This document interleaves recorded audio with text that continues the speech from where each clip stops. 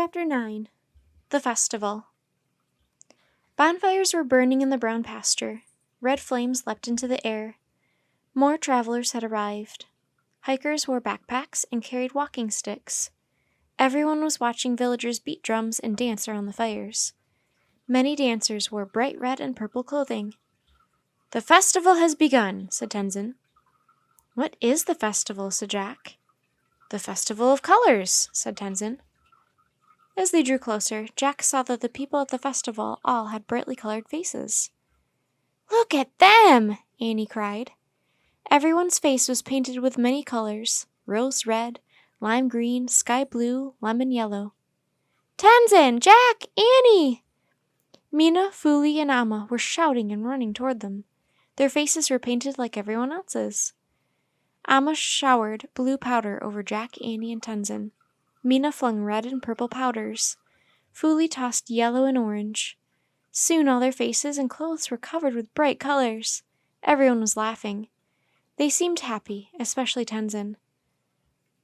"Your faces are rainbows," he said to Jack and Annie. "Yours too," said Annie. "We're so glad to see you," said Mina. Amma was worried. "Where were you, Tenzin?" Amma asked him. "We went by your house and you weren't there. We couldn't find Jack and Annie either."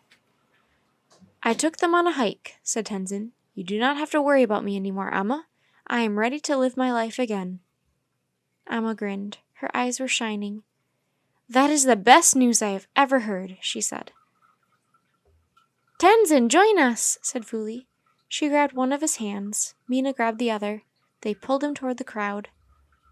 "Come, Jack and Annie," Fuli called over her shoulder. As Jack and Annie headed into the pasture, Amma walked with them. "What has happened to Tenzin?" she said. "What did you do to help him?" "We didn't do anything," said Jack. "We just followed him up on a high hill," said Annie. "He's a great guide," said Jack. "Sometimes it was hard to keep up." "That's all you did?" said Amma. Jack and Annie glanced at each other. Jack shook his head. He didn't want to share their story of the gray ghost. That story belonged to Tenzin. Annie seemed to understand. "Yes, that was pretty much it," she said to Amma. "We just followed him," said Jack. He shrugged as if the change in Tenzin was a mystery to him too. Amma laughed. "Well, whatever you did, he seems very joyful. Now, maybe he will return to his old life." "I'm sure he will," said Jack. In that moment, he felt joyful too. He was grateful that he and Annie had come to the Nepalese village. "Have your parents arrived for the festival yet?" asked Amma. "Did you see them?" Jack and Annie pretended to look for their mom and dad in the field full of dancers and people with painted faces. Jack wished his parents were at the Festival of Colors. He imagined they'd be laughing and enjoying every minute. His parents loved holiday celebrations: Christmas, Easter, the 4th of July, Thanksgiving. Annie seemed to feel the same thing. She turned to Amma. "Actually, they said we should meet them at noon by the stream. We were planning to all hike together today. They don't know about the festival." Amma laughed. "When you find them, they will be surprised to see your painted faces. I hope you'll bring them here, but if not, have a wonderful hike. The sun should come out soon." "Thanks for taking care of us," said Jack. "Everyone say goodbye to Jack and Annie," Amma called to the girls and Tenzin. "They have to go meet their parents." "Oh no," said Fuli. She and Mina ran over to Jack and Annie and hugged them. Tenzin gave them a wide grin. Then he put his hands together and bowed his head.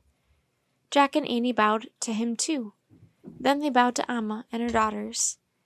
"Thank you for everything," Jack said. "We miss you already," said Annie. She blew kisses to all of them, and Mina and Fuli blew kisses back.